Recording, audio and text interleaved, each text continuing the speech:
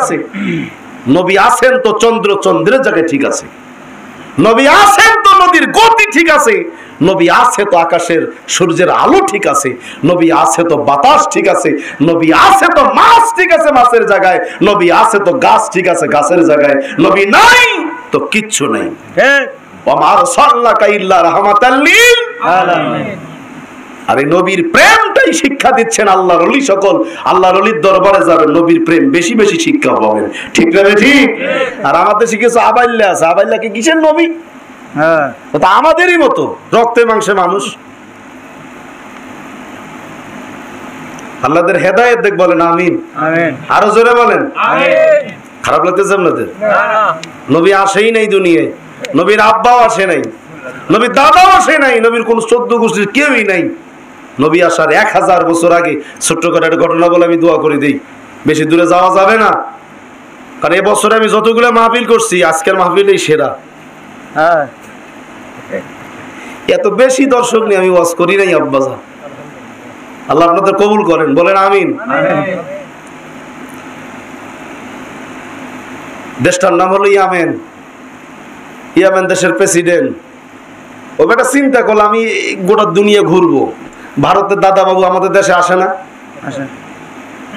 নরেন্দ্র মোদী আমাদের দেশে আসে নাই, আমাদের দেশের মাননীয় প্রধানমন্ত্রী অন্য দেশে যায় না, এই এক দেশের রাজা বা সারা দেশে যায়, সফরে যায়। তো উনি সফরে বাইরেছেন, গোটা দুনিয়া ঘুরবে, কোনো দেশ না গোটা দুনিয়া ঘুরবে, সব দেশে যাবে। যাওয়ার সময় সাথে নিলেন 1,32,000 পদাতিক বাহিনী আর 1,30,000 অশ্বরোহী বাহিনী। ঘোড়ার পিঠে যাবে 1,30,000, পায়ে হেঁটে যাবে 1,32,000। সাথে নিলেন 12,000 আলেম। কাফেলাটা কত বড়! এখান থেকে বাজার পর্যন্ত এত দূর নাকি? লাইন ধরে দাঁড়ালে এখান থেকে বাজার যাবে নাকি? বোঝেন নাই মনে হয়। 1,32,000 আর 1,30,000, 2,62,000, 12,000 আলেম। 62 আর 12 74, 2,74,000 মানুষের একটা কাফেলা। এখান থেকে যদি লাইন হয়ে সিরিয়ালে দাঁড়ায় তো বগুড়া পার হয়ে যাবে, হ্যাঁ, ঢাকা যাবে। ও বাসে যদি উঠায় তো মোটামুটি হানিফ গাড়ি 15-20টা হলে চলবে। বেটা সারা বাংলাদেশে হানিফ নাবিল যা আছে সব মিলে হলে হবে না। বিশাল কাফেলা, এক দেশ আর এক দেশ যাবে। নবী বুঝাইতেছি আপনাদেরকে, ভালো করে শোনেন। এক দেশ থেকে আরেক দেশ যায়। যখন নরেন্দ্র দাদা আমাদের দেশে আসেন, ধর এয়ারপোর্ট আমি দেখছি ঢাকা, এয়ারপোর্টের যে অবস্থা, হায় হায়, মানে এটা লন্ডন, একদম চাকচিক্য, রাস্তা কত সুন্দর পরিষ্কার পরিচ্ছন্ন, হ্যাঁ, সুন্দর সুন্দর ফুল টুল দিয়ে সাজানো হয়। আরেক দেশের বাদশাহ সেজন্য আমার দেশের নোংরা না দেখি, পরিবেশটা যেন ভালো দেখে, এ সাজুগুজু করছে, সম্বর্ধনা দেয়, ফুল দেয়, শুভেচ্ছা অভিনন্দন জানায়। ও সব দেশের শুভেচ্ছা টুভেচ্ছা নিয়ে ঘুরতে ঘুরতে ঘুরতে ঘুরতে মক্কায় আসছে। ও মক্কায় যখন আসছে তো মক্কার যিনি প্রেসিডেন্ট তিনি আর এই কাফেলাকে ধন্যবাদও জানায় না, শুভেচ্ছাও জানায় না। সোজা মক্কায় ঢুকলেন, ঢোকার পরে আস্তানা করলেন। এই তুব্বাত আল হিমায়রি ওই দেশের প্রেসিডেন্ট সেনাপতিকে ডাক দিয়ে বলছে, সেনাপতি এদেশের বাদশার কাছে যাও, বাদশাকে তলব করো। এতগুলো দেশ ঘুরলাম, সবাই আমাকে আহলান সাহালান মোবারকবাদ শুভেচ্ছা ফুল দিয়ে অভিনন্দন জানালো, এবারে কি হয়েছে আমার কাছে আসলো না, দেখা পর্যন্ত করলো না, শুভেচ্ছা তো দূরের কথাই, কি হয়েছে ওরে নিয়ে আসো। সেনাপতি গেছেন বাদশার কাছে, গিয়ে বলছে আমাদের দেশের বাদশাহ ইয়ামেনের প্রেসিডেন্ট অনেক বড় বাদশাহ, 1,32,000 পদাতিক বাহিনী, 1,30,000 অশ্বরোহী বাহিনী, 12,000 আলেম নিয়ে আসছে। বেটা তুমি ঘরে বসে আছো, যাও নিয়ে এখনো, কারণ কি? আরবের বাদশাহ যিনি মক্কার প্রেসিডেন্ট কয় আমার যাওয়ার কি দরকার? আল্লাহ রাব্বুল আলামিনের ঘরেই মক্কায়, গোটা দুনিয়ার মানুষ এই ঘরে আইসে একবার সুমা দিলে গুনাহ মাফ হয়ে যায়। সুবহানাল্লাহ। ও বেটা আমি যাবো কেন রে? তোরাই আমার কাছে আসবি, বিভিন্ন দেশের লোক এখানে আসবে, কাবায় সুমা দিবে, যাবার আমাদেরকে কিছু দিয়ে যাবে, আমার কি দেখা পড়ছে? তো সেনাপতি গিয়ে বললো, হুজুর সর্বনাশ। কি কয়? এদেশে একটা পাথর আছে, সুমা দিলে গুনাহ মাফ হয়, কাবা। এই কাবা ঘরের জন্যই ওই বেটা মাতবাড়ি করছে, ও বেটা আসে নাই। ইয়ামেনের প্রেসিডেন্ট তুব্বাত আল হিমায়রি রাগান্বিত হয়ে চিন্তা ভাবনা করলেন, নিয়ত করলেন মনে মনে, এই কাবা আগে ভেঙে ফেলবো। নাউজুবিল্লাহ বলেন। কি ভাঙবে? কাবা ভেঙে ফেলবো আর মক্কার মানুষদেরকে মেরে ফেলবো। খুব রাগান্বিত হলেন, এই ঘরের জন্য আমাকে সম্মান দিল না, ঘরটাই ভাঙে ফেলবো। নিয়ত করতে দেরি, মুখ দিয়ে, নাক দিয়ে, কান দিয়ে পচা দুর্গন্ধ রক্ত পুজ বাইর হওয়া শুরু হয়ে গেল। মারহাবা বলেন। আল্লাহর মায়ের, হ্যাঁ আল্লাহর মায়ের, দুনিয়ার বাইর ও শুরু হয়ে গেছে। প্রেসিডেন্ট অসুস্থ হয়ে গেল, দামি দামি ডাক্তার এনে হাকিম এনে চিকিৎসা করা হলো, রক্ত বাহির হওয়া বন্ধ হয় না। আশ্চর্য হয়ে গেল সেনাপতি, 12,000 আলেমের যিনি উস্তাদ, আলেমে রাব্বানি, বড় হুজুর আলেমে রাব্বানি, অনেক বড় আল্লাহর ওলি ছিলেন। ওনার কাছে গিয়ে বললেন, হুজুর অনেক দামি দামি ডাক্তার হাকিম এনে চিকিৎসা করলাম, বাদশার রোগ ভালো হয় না, রক্ত বন্ধ হয় না। হুজুর দেখেন তো দোয়া কালাম করে রক্ত বন্ধ করা যায় কিনা। মানুষ কঠিন বিপদে পড়ে যখন, তখন হক্কানি আল্লাহর ওলির দরবারে যায়, পীরের বাড়ি যায়, বিভিন্ন আলেম ওলামাদের কাছে যায় দোয়া নেওয়ার জন্য। কথা বলেন ঠিক কিনা? কিরা আগে যাস নাই কেন? আগে হুশ হয় নাই? আগে গেলে তো তাড়াতাড়ি সুস্থ হইতিস। বিপদে পড়েই তো মানুষ জহরিয়া দরবারে যায়, বিপদে পড়ে মানুষ সিঙ্গার গাড়ি যায়, বিপদে পড়ে মানুষ এই যে আপনার বগুড়া শাহ সুলতান ইব্রাহিম মাহমুদ বলকির কাছে যায়, বিপদে পড়ে মানুষ আটরশি যায়, বিপদে পড়ে নাইতপুর যায়, বিপদে পড়ে বিভিন্ন পীরের বাড়ি যায়। যায় না? যায় না? কোথাও যাও আর না যাও, বাচ্চা যদি কান্নাকাটি শুরু করে, সমাজের ইমাম সাহেবকে ডাক দেও, কোন হুজুর একটু বাচ্চারা ফুয়ে দেন। কি কেন আগে যাস নাই কে শয়তান? আগে গেলে তো ভালো হইতো।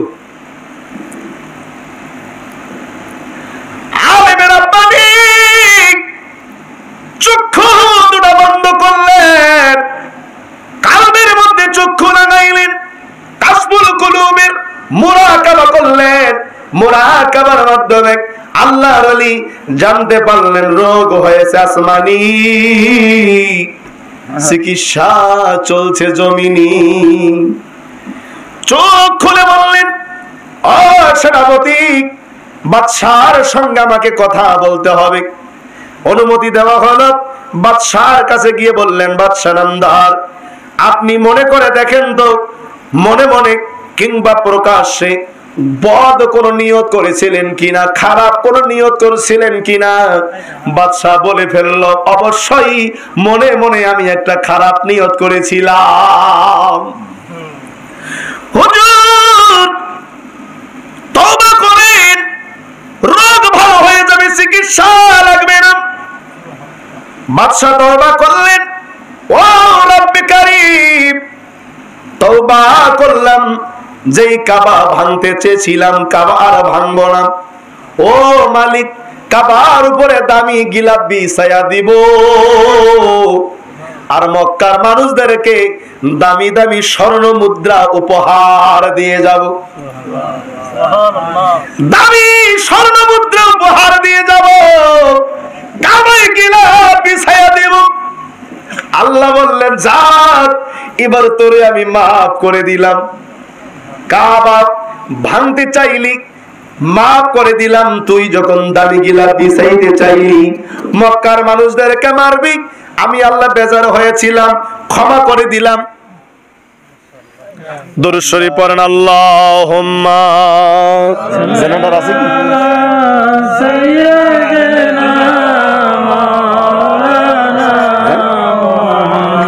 ওয়া আলা আলি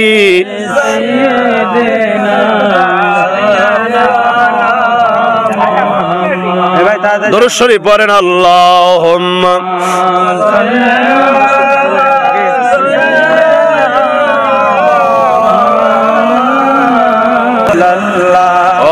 লা ইলাহা ইল্লাল্লাহ, লা ইলাহা ইল্লাল্লাহ, লা ইলাহা ইল্লাল্লাহ, মুহাম্মাদুর রাসূলুল্লাহ, লা ইলাহা ইল্লাল্লাহ। ইল্লাল্লাহ লা ইলাহা ইল্লাল্লাহ মুহাম্মাদুর রাসূলুল্লাহ লা ইলাহা ইল্লাল্লাহ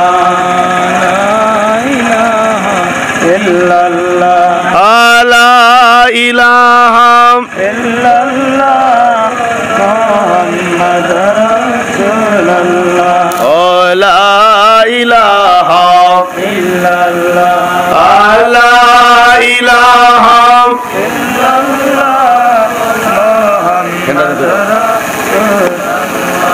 লা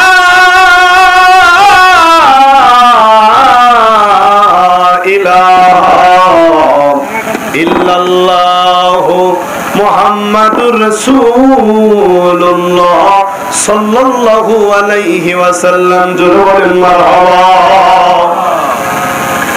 হুজুর রোগ হয়েছে আপনার আসমানি, চিকিৎসা দিচ্ছেন জমিনি, চিকিৎসা জমিনি দিলে রোগ ভালো হবে না। আপনি তওবা করেন, রোগ ভালো হয়ে যাবে। তওবা করলেন, রোগ ভালো হয়ে গেল।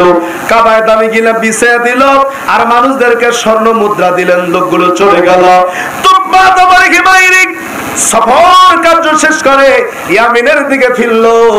এ বাবা গভীর ভাবে খেয়াল করবেন, মাঝ পথে একটা জায়গা নাম হলো ইয়াসরিব। আপনার সকলেই জানেন যে ইয়াসরিবের নাম পরবর্তীতে বর্তমানে আমরা বলি মদিনা। এই ইয়াসরিবে যখন গেলেন, ইয়াসরিবে যাইয়া তাবু গাড়লেন রাত্রি যাপন করার জন্য। 12,000 আলেম পাশের তাবুতে শুয়ে আছে। জমিদার ইয়ামিনের প্রেসিডেন্ট তুব্বা বাবার হিমায়রিক আরেক তাবুর মধ্যে রাজ দরবারের সমস্ত লোকদের নিয়ে ঘুমায় রইলেন। আর 1,32,000 পদাতিক বাহিনী, 1,30,000 অশ্বারোহী বাহিনী, ওরা বিভিন্ন তাবু করে করে করে করে খোলা মরুভূমির রাস্তায় রাস্তায় মরুভূমিতে তারা তাবু করে ঘুমায় গেছে। গভীর রজনী তুব্বা তাবার হিমায়রি ঘুম থেকে জাগলেন। জাগার পর আলেমদের তাবুতে গেলেন, যে দেখেন একজন আলেম ও তাবুর ভিতরে নাই। 12,000 আলেম তাবু থেকে বাহির হইয়া মরুভূমিতে যাইয়া মরুভূমির পাথরগুলো নিচ্ছে, আর নাকের কাছে নিয়ে ঘ্রাণ নিচ্ছে, চুমু খাচ্ছে, ঘ্রাণ নিচ্ছে, কপালে নিচ্ছে, বুকে নিচ্ছে। এই দৃশ্য দেখে ইয়ামেনের প্রেসিডেন্ট তুব্বা তাবার হিমায়রি আশ্চর্য হয়, আলেমদের ডাক দিয়ে বলল, কি গো তোমরা পাগল হয়ে গেলা নাকি? গভীর রজনীতে তোমরা এখানে আইসা পাথরগুলো নিয়ে নাকের কাছে ঘ্রাণ নাও, বালুগুলো নিয়ে নাকের কাছে ঘ্রাণ নাও, পাথরগুলো কপালে ঠেকাও, বুকে নাও, কারণ কি? এবার আলেমেরা বলল, হুজুর পেয়ে গেছি, পেয়ে গেছি, পেয়ে গেছি, পেয়ে গেছি। কি পেয়ে গেছো বলো? বলছে হুজুর আমরা পেয়ে গেছি। হুজুর পেয়ে গেছি, পেয়ে গেছি, আপনি চলে যান ইয়ামেনে, আর আমরা ইয়ামেনে যাব না, আমরা এখানে আমাদের জীবন বাকি জীবনটা কাটিয়ে দেব। পেয়ে গেছি হুজুর, পেয়ে গেছি। ইয়ামেনের প্রেসিডেন্টরা গম্ভীর হয়ে বলল, কি পেয়ে গেছো সেটা তো আগে বললো না। বলছে হুজুর তাওরাত, ইনজিল, জব্বুর কিতাবে একজন পয়গম্বরের কথা শুনেছিলাম, যেই পয়গম্বর দুনিয়ায় আসবে, কদম রাখলে পরে এই দুনিয়া রহমতে ভরপুর হয়ে যাবে। যেই নবী আল্লাহ পাকের বন্ধু, যেই নবী সকল পয়গম্বরদের পয়গম্বর, যেই নবী রহমাতাল লিল আলামিন, ওই নবী এই জমিনে আসবে। এই জমিনের পাথর থেকে, এই জমিনের বালু কণা থেকে ওই নবীর আগমনে নূরে মুহাম্মাদির ঘ্রাণ আমরা এই বালু থেকে, মাটি থেকে পাইতেছি।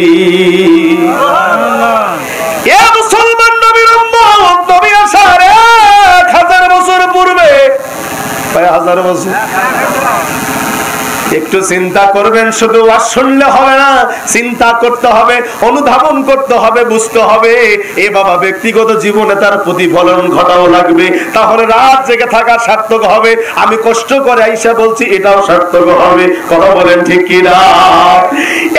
1000 বছর পূর্বে আলেমরা জমিনে বালু কণা থেকে নূরে মুহাম্মাদির ঘ্রাণ পায়, পাথর থেকে নূরে মুহাম্মাদির ঘ্রাণ পায়। নবী রহমত রাহমাতাল লিল আলামিন আসবে, এই ঘ্রাণ আলেমরা, আলেমের রাব্বানি আলেমরা পাইতেছেন বালু থেকে আর পাথর থেকে। আর আমার দেশের কিছু কিছু আলেম তারা ঘ্রাণ পায় নবী আমাদের মতো সাধারণ মানুষ 1450 বছর পরে আইসা। কথা বলেন ঠিক কিনা? ওই ব্যাকলদেরকে বলবো, কোলেরা শোনো, নবী জেনেছে আলেমে রাব্বানীরা, এই জামানার হক্কানি আলেমরা নবী চিনেছে, যেই নবীরে ভালোবাসলে আল্লাহ ভালোবাসে। আজান দিবেন, নবী আমার আজানে আছে না নাই? আকামত দিবেন, আকামতে নবী আছে না নাই? কালেমার মধ্যে আমার নবী আছে না নাই? এ বাবা, আপনি যত বড় বুজুর্গ হন না কেন, নামাজে দাঁড়াইছেন, আপনার পীর সাহেব যদি সামনে আসে নামাজরত অবস্থায় সালাম দিতে পারবেন না। যত বড় প্রেসিডেন্ট আসুক না কেন, নামাজে সালাম দেওয়া যায় না। এ বাবা, নামাজে সালাম দেওয়া যায় না। কিন্তু আমার নবীও মানুষ, তুমিও মানুষ, তোমার মতো মানুষরে নামাজে সালাম দেওয়া যায় না। আর আমার নবীরে সালাম না দিলে নামাজ হয় না। কথা কন না কেন? আমার নবীরে সালাম না দিলে নামাজ হবে না, আমাদের সালাম দিলে নামাজ হবে না। তাহলে বোঝা যায় আমার নবী আমাদের চেয়ে দামি না কম দামি? তাহলে যে সব হুজুররা তাফসীর করতে আইসা মসজিদে খুতবার আগে আমার নবীর আমাদের মতো বানায়, ওই মৌলবীর পিছনে নামাজ হবে নাকি? আস্তে কোন মানুষ শুনবে, আবার নামাজ হবে? ওটা আমি কোটি কোটি লোকের সামনে বলা ফেলে আর মামলা দিলে আমার মামলামে দিবে, আমি হাইকোর্ট থেকে রায় নেওয়া ফেলে আর একটু কথা বলেন। যেই মৌলবী বলবে নবী আমাদের মতো সাধারণ, ওর পিছনে নামাজ হবে না, ওর সঙ্গে আত্মীয়তা করবেন না, ওর সালাম দিবেন না। ও নবীর দুশমন, নবীর আহলে বাইতের দুশমন। ঠিক না ঠিক? কষ্ট হচ্ছে বাজান? শেষের দিকে যাচ্ছি, খুব তাড়াতাড়ি শেষ করবো। 1000 বছর আগে ইয়ামেনের প্রেসিডেন্ট বলে, আলেমে রাব্বানী আসো আসো, তোমরা সবাই কি থেকে যাওয়া করেছি, তাহলে আসো আমার কাছে। একটা চিঠি লিখলেন, চিঠি লিখে চিঠিটা ভাঁজ করলেন, আলেমে রাব্বানীর হাতে দিয়ে বলে, চিঠিখানা আপনার কাছে রাখেন, 7 দিন পরে আমি আপনার সঙ্গে কথা বলবো। 7 দিনের মধ্যে মিস্ত্রি লাগাই দিয়া বিশাল বড় একটা দামি প্রাসাদ তৈরি করলেন। 12,000 আলেমদেরকে থাকার জন্য কিছু ঘর নির্মাণ করলেন। ঘর নির্মাণ করা হয়ে গেল, বড় প্রাসাদ তৈরি করা হয়ে গেল। যখন কমপ্লিট, এবার 12,000 আলেমকে ডাক দিলেন, আলেমে রাব্বানীকে ডাক দিল, হাতের চিঠিখানা নিয়ে বলেন, ও আলেমে রাব্বানী, এই চিঠিখানা আপনার কাছে আমানত দিয়ে গেলাম, এই চিঠিখানা আমার, এই চিঠিখানা বংশানুক্রমে আপনি রাসূলুল্লাহর হাত পর্যন্ত পৌঁছাবেন। আপনার জামানায় যদি নবী আসে, নবীর হাতে আপনি দিবেন, আপনি নবী না পাইলে আপনার ছেলেকে দিয়া যাবেন, সে যেন নবীরে দেয়। আপনার ছেলেকে ওসিয়ত করবেন, সে যদি নবী না পায় তার ছেলেকে দিয়া যাবে, তার ছেলে নবী না পাইলে ওসিয়ত করে তার ছেলেকে দিয়া যাবে। বংশানুক্রমে এই চিঠিখানা যাইতে থাকবে, যাইতে থাকবে, যাইতে থাকবে। এই চিঠিখানার মধ্যে আমার নবীর কাছে আমি বায়াত গ্রহণ করেছি, আমার নবীর কাছে আমি মুরিদ হয়েছি, এই কথা লেখা আছে। আর এই ঘরটা ওই নবীর জন্য আমি নজরানা রেখে গেলাম। চাবিখানা হাতে নেন, এই ঘরের চাবি, চাবি দিলাম আর চিঠি দিলাম, নজরানা। আল্লাহু আকবার বলেন। এ বাবা, আমি চলে গেলাম, তোমরা এখানে থাকো। তবে একটা কথা জানতে বড় সাথে জাগে, বলো তো নবী কখনো আসে নাই, নবী কখন আসবে তাও জানো না, কোন দিন আসবে তাও জানো না, এখানে থেকে লাভ কি? যখন নবী আসবে তখন তোমরা আইসো, অসুবিধা নাই, কিন্তু এখানে নবী এখনো আসে নাই, আগেই থেকে যাও। কারণ কি? আলেমরা বলল, হুজুর আমরা এখানে মারা যাব, আমাদের কবর এই জমিনে হয়ে যাবে, আমাদের জামানায় নবী না আসুক আফসোস নাই, আমরা কবরে চলে যাব। নবী কোনো না কোনো একদিন এই পথ দিয়ে হাঁটবে, নবীর কদম পাইয়া এই জমিন ধন্য হয়ে যাবে। নবীর কদমের ধুলি উড়ে উড়ে উড়ে উড়ে উড়ে উড়ে যদি এক কণা ধুলি আমাদের কবরের গায়ে এসে লেগে যায়, হুজুর আমাদের জীবনটা ধন্য হইয়া যাবে। একজন প্রেমিক আসিল গো সোনার মদিনায়, একজন প্রেমিক আসিল গো সোনার মদিনায়, বলেন না, একজন প্রেমিক আসিল গো সোনার মদিনায়, যার প্রেমেতে মজনু হলো, যার প্রেমেতে মজনু হলো স্বয়ং রাব্বানা। একজন প্রেমিক প্রেমিক আসিল গো সোনার মদিনা একজন প্রেমিক আসিল গো সোনার মদিনা একজন রাসূল আসিল গো সোনার মদিনা যাহার গো মনের তরে কাবা ঝুঁকে সেজদা করে আল্লাহু আকবার এর যাহার গো মনের তরে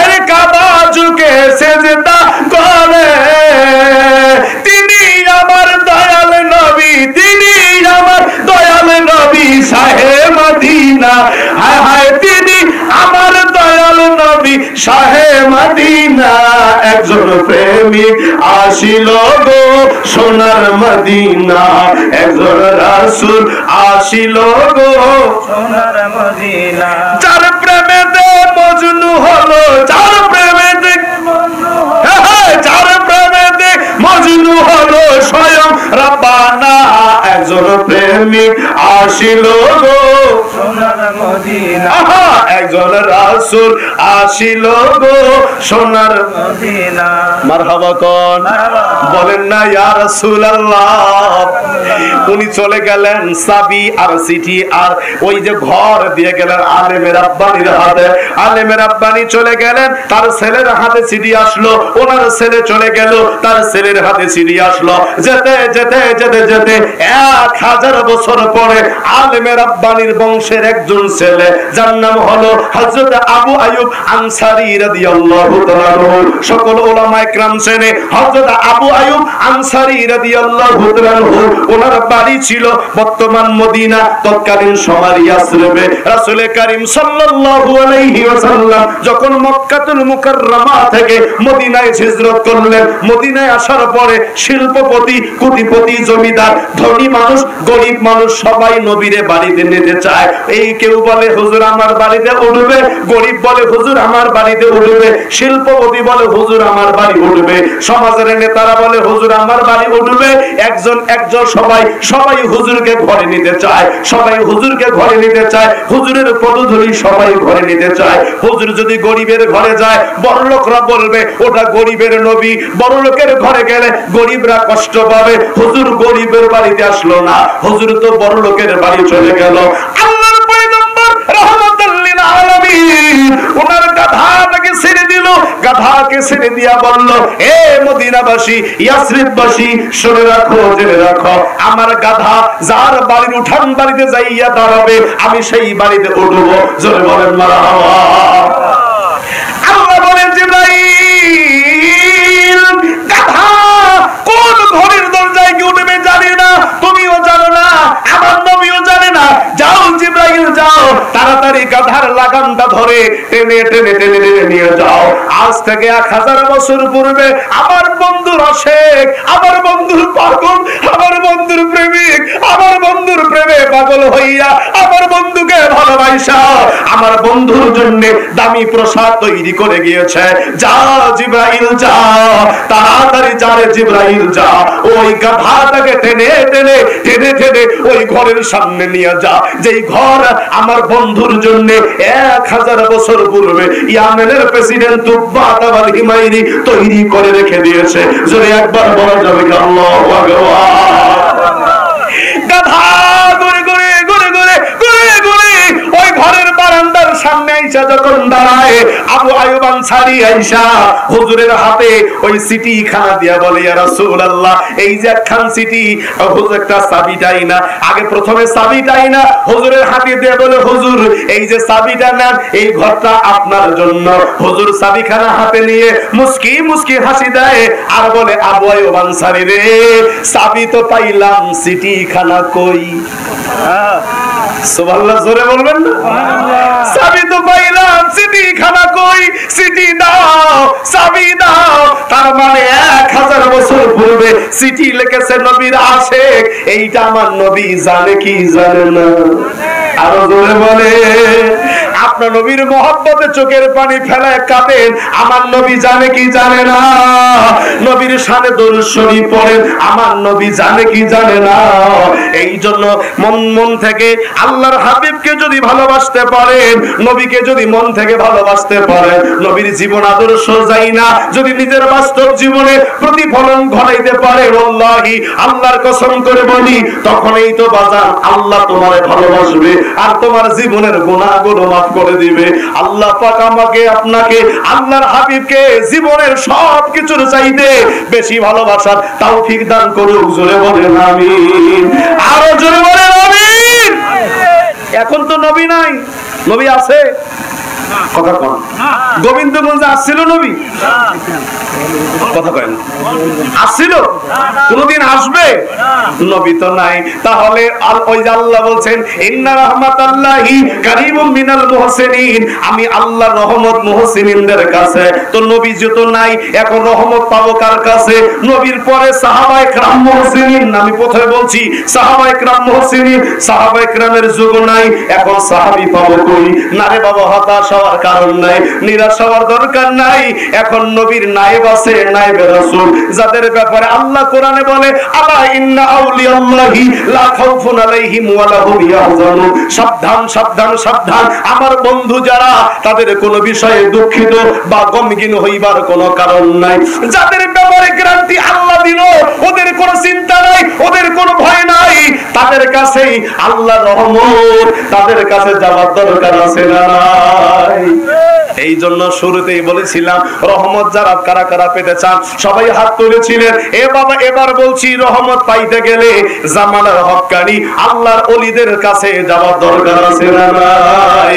তাহলে যত হুজুর আমাদেরকে ফতোয়া দেন, পীরের বাড়ি যাওয়া যাবে না, মুরিদ হওয়া যাবে না, ওরস শরীফ পড়া যাবে না, বায়াত হওয়া যাবে না, ও সাথে আমাদের কোনো যায় আসে না। ওই মাসালাগুলো, তাদের দলিলগুলো গাট্টি বান্ডা নদীতে ফেলাইয়া দেন, আমাদের কাছে 4.5 দাম নাই। আমরা মোল্লার কথা মানি না, আল্লাহর কথা মানি। কার কথা মানবেন? আল্লাহ। জোরে বলেন আল্লাহ। যদি আল্লাহর কথা মানেন তাহলে ওলি আল্লাহদের কাছে যাবেন। কথা বলেন। আল্লাহ পাক আপনাকে আমাকে যাওয়ার তৌফিক দান করুক। সকলে বলেন আমিন, আরো জোরে বলেন আমিন। আর আলোচনা নয়, অনেক রাত হয়ে গেল, আপনাদের রাত 2টা বাজায় ফেলছি, চিন্তা করছি। আমি তো আধা ঘন্টায় শেষ করার কথা ছিল, রাত 2টা বেজে গেছে। আমি 2 মিনিট আপনাদেরকে নিয়ে জিকির করে আমি শেষ করে দিব।